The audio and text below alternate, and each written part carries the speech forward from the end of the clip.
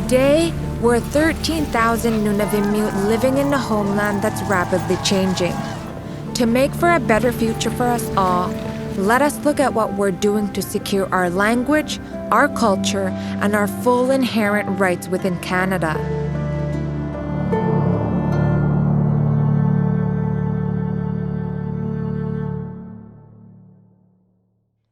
For thousands of years, Indigenous people in Canada lived according to their own needs and traditions. Inuit were self-reliant, in control of their lives and their destiny. When European colonizers arrived, they took control and squeezed Indigenous people onto tiny parcels of the land. Inuit were among the last to lose control of their land and their lives. And now the time has come to get it back. Here's the story of how we in Nunavik are working to make that happen.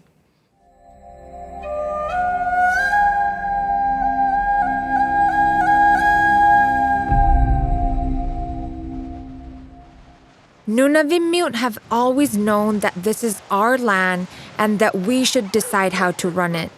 That's why, in April 1972, 3 hunters from Ivuyivik and Puvernitu set out on a trip that few could imagine.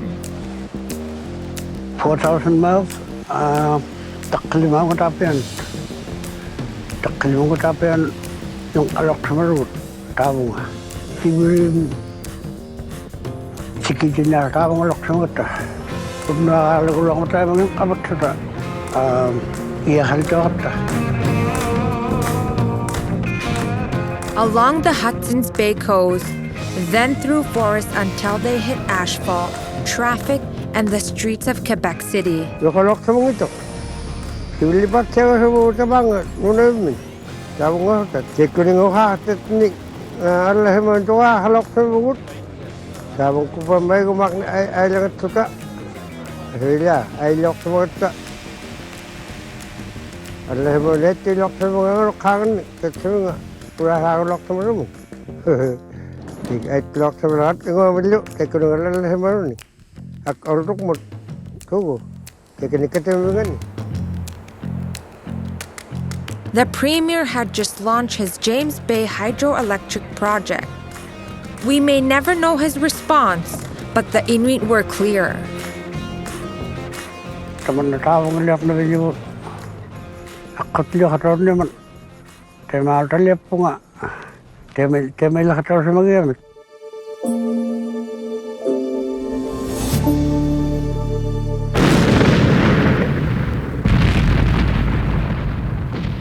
At that time, when Hydro-Quebec began damming our rivers, Indigenous people had no rights in any Canadian law. Together with the Cree, we took Hydro-Quebec and the Quebec government to court. And the judge decided that, after all, we did have rights to the land.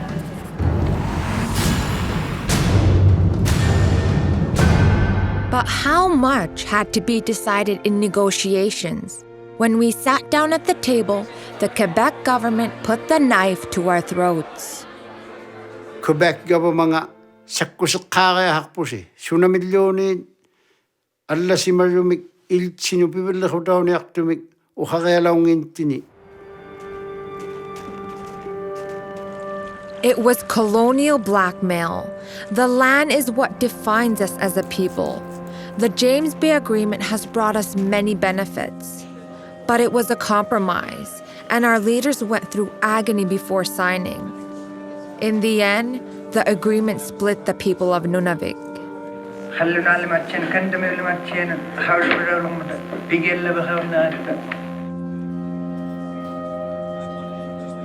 The disagreement from that time has been a heavy burden on us all. As we now push ahead towards self-determination, the first step is to undo this injustice and win back our rights to the land. On that quest, we need to unite.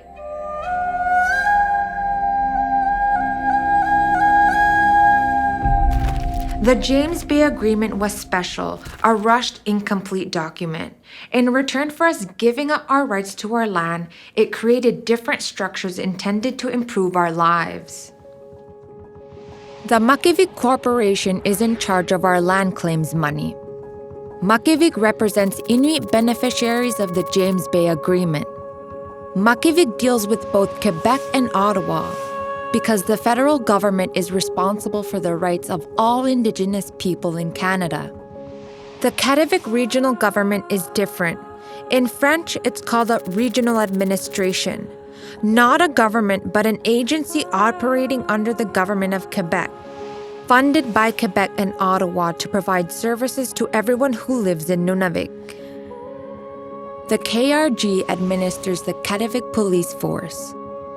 The school board and the health board, however, are agencies of the Quebec government and get their budgets from Quebec government departments. Altogether, it was a difficult arrangement. Iluna limatseng ni mailingalak tu layo harlaki hatalak si mangi mailangatigun. Taga may gaswalakati tamakwati miuyuit. Ang hatigin ni mi nalunak tao mayut. Piyagya tuyo si mayut taman na pinaswaksugu.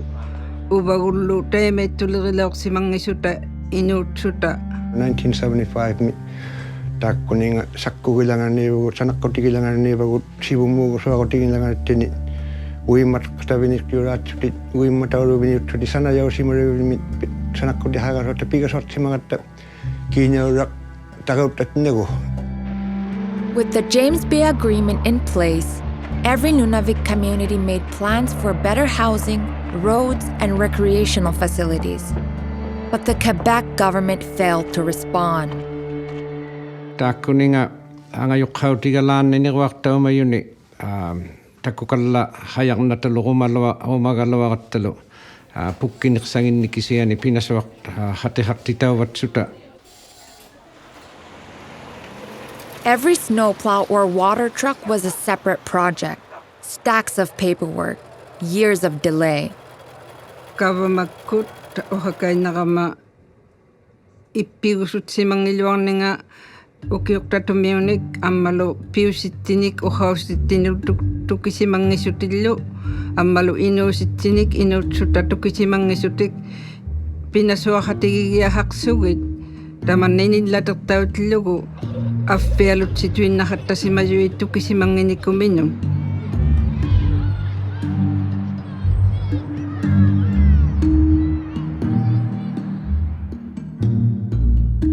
Ottawa and Quebec were quarreling among themselves, passing the buck.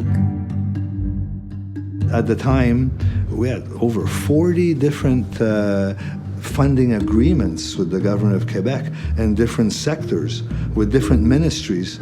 They were all different. It was hell. It was hell to manage.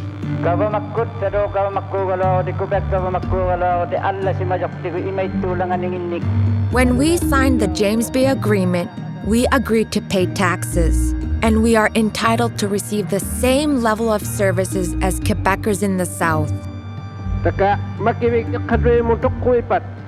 Tayo na sagme, tayo na Eric Gordo, tayo na luangwa. Diusi hatta si mayang takunasugo. But that was not happening. So, like the Crees, we took the Quebec government to court for breaching the agreement. In the end, that's what it took. Sangoy dilakataklugi takkani lugapir nirigia haktangani pijarit saudir kasungot yang matikunga ulik kani abit simamman.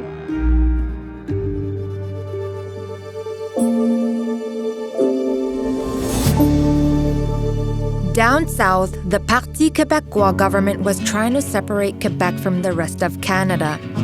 That would cut our links with Ottawa, so we strongly opposed separatism. Our relations with Quebec were chilly. But a new face appeared in the PQ cabinet. PQ kukavamautillugi taanna kavamapinni ministeriaitlugi chavret. Pour être honnête, j'ai adoré la mentalité des Inuits.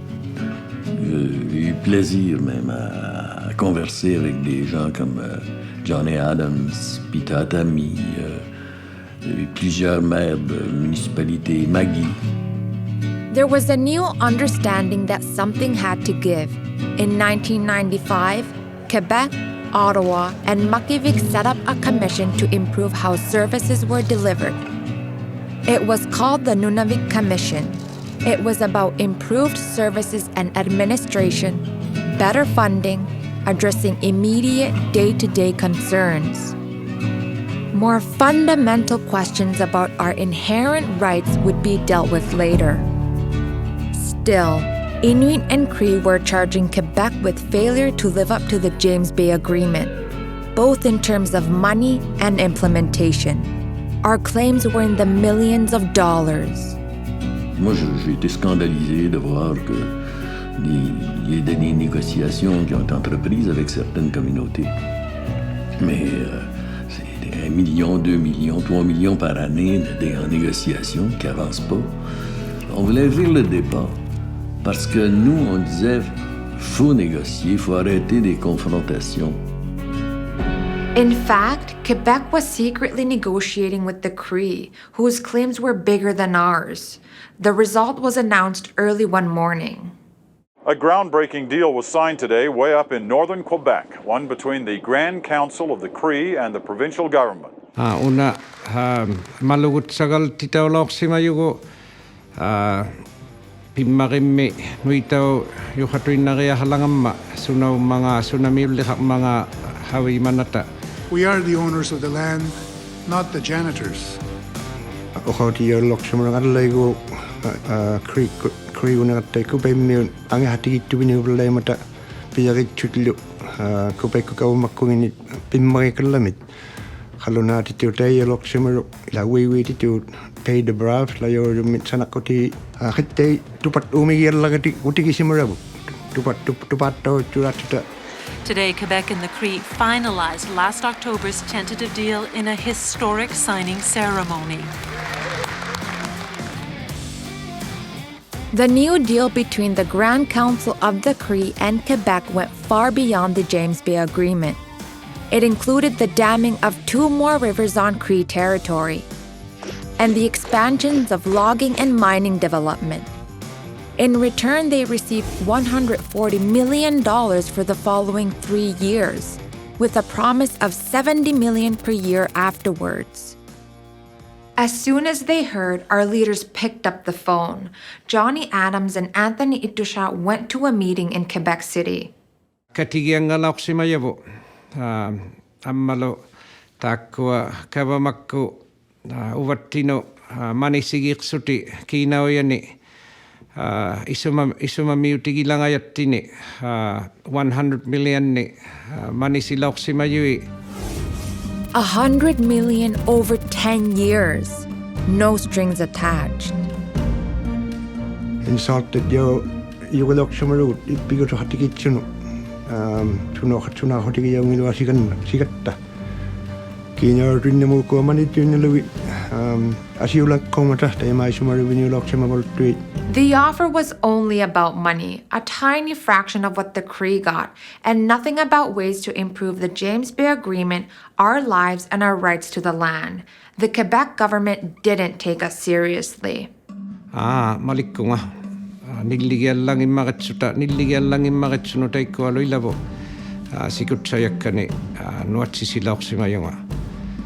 Taga aninnalialigatta hanuiligiallang immaritsutakkununga taikani ikaaqvialummi Quebec City mi Highway 20 liariami ta Pierre Laporte bridge la yosuumi taavananigu sima liqsuta Louis Maximo uhalaviuloqsimayugu kavamakku uhalaqataarmata katigiallarumatsutik ilaaniungituorsutik taga taikani utiriasilaoqsimayugu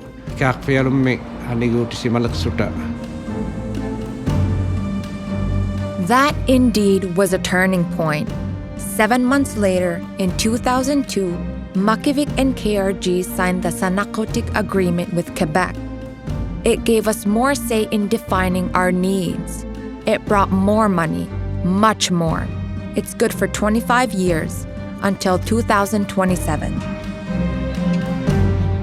The Sanaqotik Agreement gradually made our lives better, but it did not restore our rights to the land and heal the divisions among Nunavimmiut.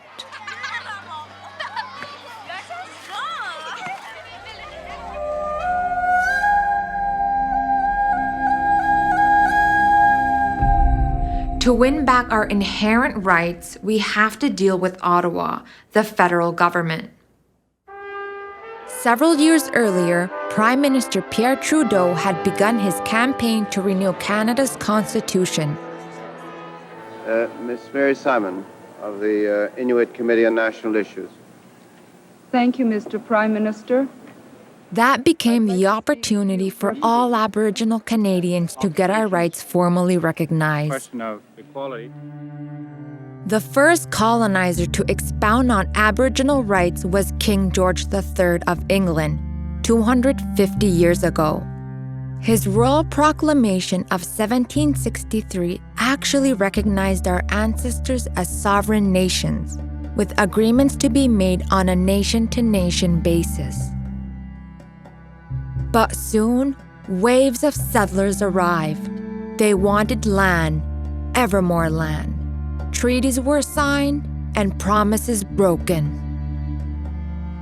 An earlier king had given the entire north to the Hudson's Bay Company. In 1869, the company sold the north to the Canadian government. They called it Rupert's Land. We became tenants of our own land. Finally, in 1912, Ottawa handed Nunavik over to the province of Quebec. Inuit had no say in the matter, and the government of Quebec wanted nothing to do with us for the next 50 years. By the time Mr. Trudeau convened the Constitutional Conference, Aboriginal rights had disappeared, and no Indigenous organization had a seat at the table. While First Nations appealed to Parliament in Britain, Inuit leaders went to Ottawa and unlocked the door to Indigenous participation. Thank you, Mr. Chairman. First, I'd like to introduce on my left, we got Mark R. Gordon. He's also the member of Inuit Committee on the National Issues. Provincial premiers fought tooth and nail against us. They did not want to share their powers. We certainly in Alberta do not accept the fact that there should be anything other in our Constitution than two sovereign governments, the federal and the provincial level of government. But Inuit had fought hard, and the Prime Minister had visited our homeland. He knew what we wanted, and in the end, that's how we prevailed. The result was Section 35 of Canada's new Constitution in 1982. It affirms Aboriginal and treaty rights, but the premiers snuck in the word existing to curtail what we could do.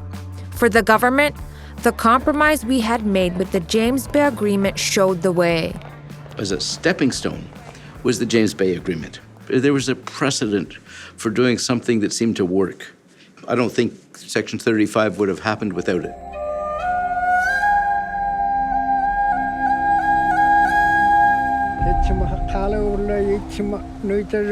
With our rights now in Canada's Constitution, you might have expected to see rapid changes, like Indigenous communities getting access to capital and starting more businesses, adding muscle to local government.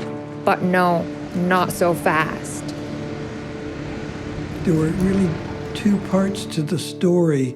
One was getting Section 35, and then the second chapter in the story was trying to figure out what it meant.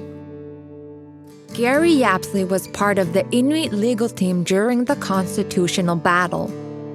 Section 35 was supposed to be fleshed out in a series of First Ministers' conferences. Good evening. It was an historic day for Canada's Native people, Indian, Inuit, and Métis. For the first time ever, they joined together to negotiate for their rights under the new Constitution. These were broadcast live on national television and told all of Canada what Indigenous peoples thought about their rights. We have had a long history of educating European Canadians of what Inuit are, and we're prepared to keep doing that, and we're prepared to sign this accord. I would say to the Aboriginal people that they're doing pretty well, and I hope that they will continue and pick up speed. I also think that the First Ministers' Conferences gave Aboriginal leaders and Aboriginal communities an opportunity to think about and put more substance to their own visions of self-government, their land rights, and a number of questions that are far more detailed and are better resolved and clarified in those local conversations. The Aboriginal people of Canada have the rights to the land and water and to the resources thereof, which have served as basis for the self-sufficiency and the development of Native community. But in the end, the Third Constitutional Conference in 1987 failed to put flesh on Section 35. And to my fellow First Ministers, I ask you quite bluntly to recognize that the essential issue is one of political judgment and political will. The fact that we have occupied this land from time immemorial is the difference between an Aboriginal person and a non-Aboriginal one. But that doesn't mean it was a waste of time. That exercise in itself, to me, is the foundation of what we now call reconciliation. It raises the question of where do Aboriginal communities fit in the modern nation state that is Canada.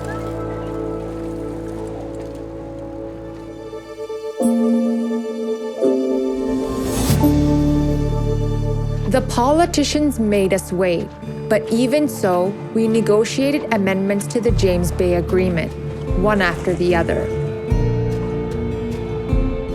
From the start, Makivik had a team to study how Nunavimmiut used the land. The so-called Nilka Agreement gave us back the rights to the shorelines and the islands.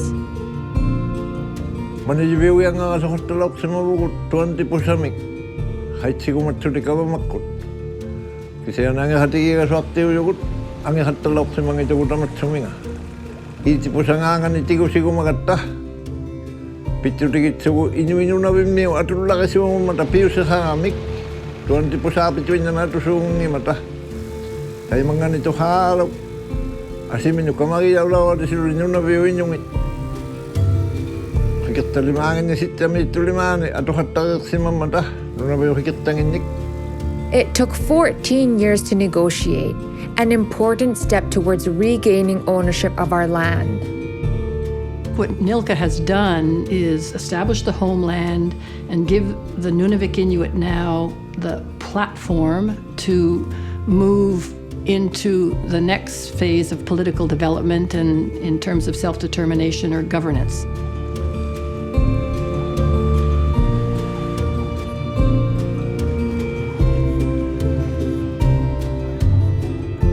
Self-determination has proven to be an elusive goal. But in part 2 of this episode, we'll see how finally the stalemate was broken and our fight for our rights picked up the pace.